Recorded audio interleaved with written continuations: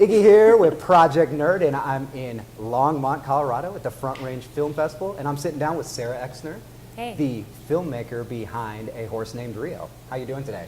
Great, how are you? I'm doing fantastic. As we could say, the audience won't know, but everything that got edited out right before this, you could tell we were having a great time because we're all joking around and hanging out. But why don't, as we get started, why don't you tell us a little bit about your film, A Horse Named Rio? Yeah, I made a film, A Horse Named Rio. It's about 35 minutes long, and it's a documentary. I filmed it over the course of a year and a half in Los Lunas, New Mexico, at a boarding school for kids. And one of the things they do as therapy there is work with the horses. And so it's actually my aunt's boarding school. And one day she called me and she said, hey, I've connected with this amazing horse whisperer trainer, and he's going to come to my school and work with one of my horses that has been in various training programs all around the country for 3 years and has just completely failed all of them and comes back the same. And so she has this horse she's struggling with, and then there's this boy at the school who's also been struggling. So they decided to put the boy and the horse together with this visiting horse trainer. And I was there to capture the story. And what unfolded was just magical. And so we ended up going back and doing it 2 more times. So yeah, it took a year and a half to get Awesome. the documentary made. So were you a filmmaker already? Just a baby filmmaker. Okay, well, I mean, you said your aunt reached out, right? Yeah, To tell you, so I didn't know if she was like, she "Get had your hired camera me down here." To make a wedding video for her daughter's wedding, Okay. and then she really liked how it turned out. So that's all. Well, that works out too. So is this your first documentary, or have you made other ones before that? Well, the year after I finished college, I was living in Portland, Oregon, and I took a documentary making class at a nonprofit that I found out about there. Mm-hmm. And I made my first documentary that was 6 minutes long.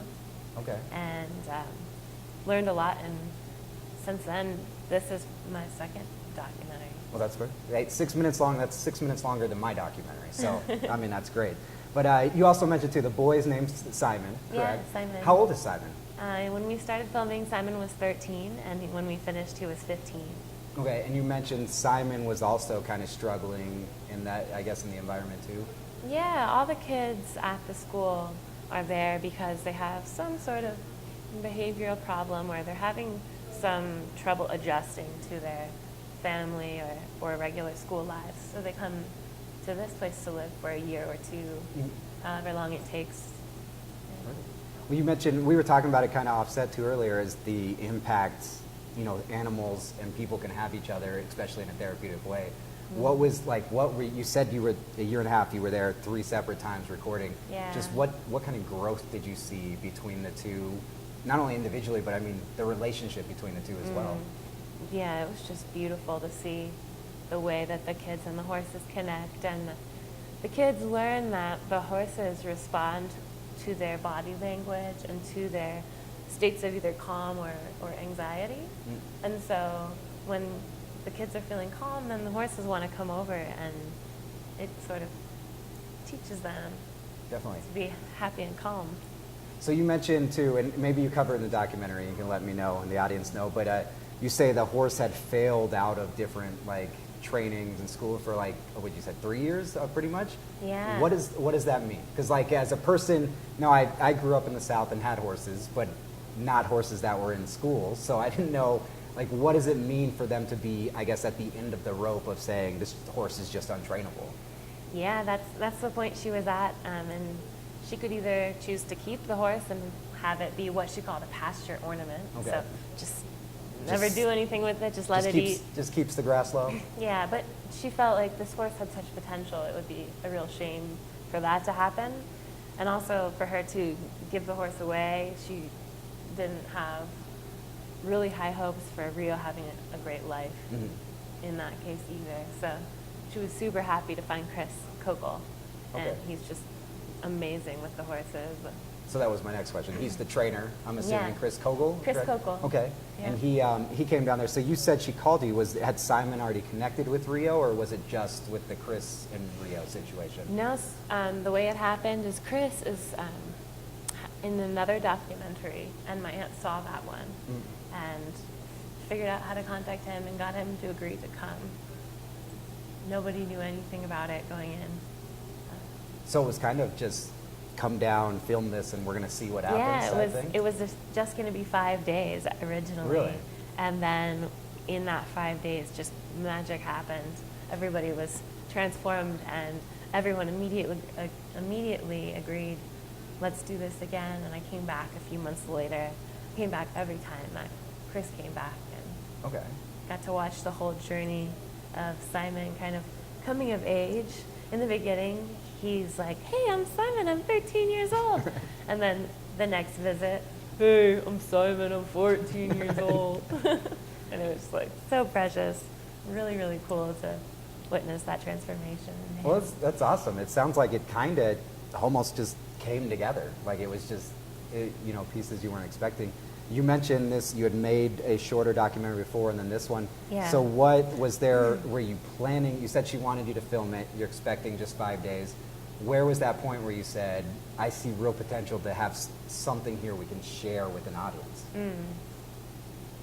Was it while you were recording, or was it after you reviewed some of the footage or anything like that? Well, it was always my intention from the beginning, so Okay. I always hoped that would be the case.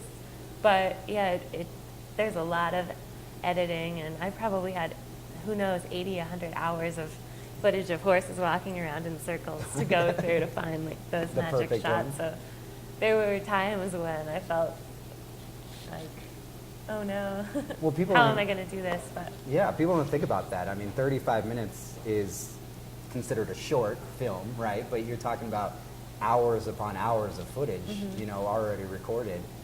How many hours do you think, or do you know you have? You probably know. You don't know? Okay. I don't know how many hours I spent on it. Or recorded, just like Yeah, 100. 100 hours. Wow. Who knows? Yeah. I Awesome. always kept the camera on because there's going to be that one moment where the horse bucks, and I have to get it on film, and I did.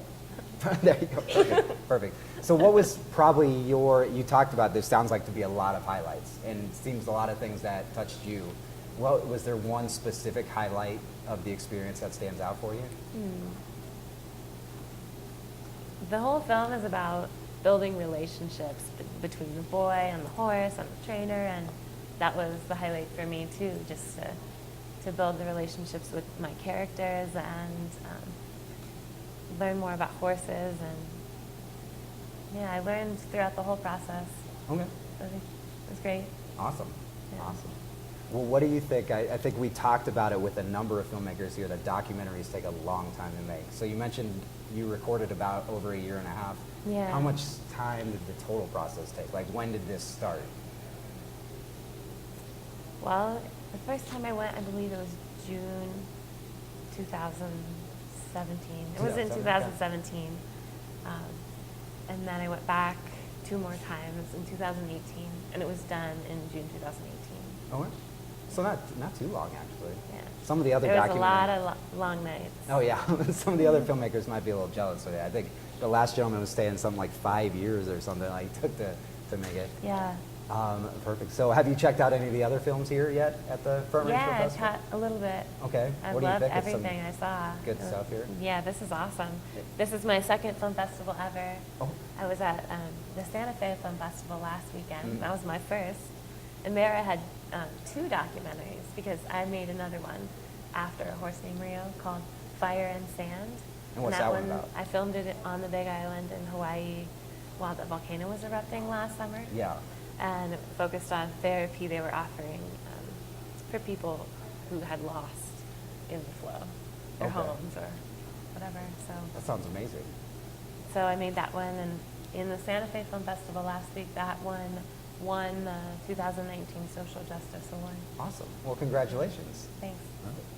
Well, I think, is there anything else you wanted to say specifically on the the film before we ask where we can find information on it? I don't think so. I don't think so. All right. Well, tell our audience where they can go to find out more about both of those films, maybe you as a filmmaker, everywhere online, and where they can find these films in the future. Sure. I have a website. It's littlefeatherfilms.com, and I also have a Facebook page, so you can follow me on Facebook. And The films, the 2 documentaries I made last year aren't available online yet, but when they are, I'll post it on my social media. Perfect. You'll be able to find it there. In the meantime, you can check out those pages. You can also click down here to subscribe and follow all the fun Project Nerd stuff. But for now, that's everything I've got for you at the Front Range Film Festival here in Longmont, Colorado. Until next time, Thank so you. say, peace.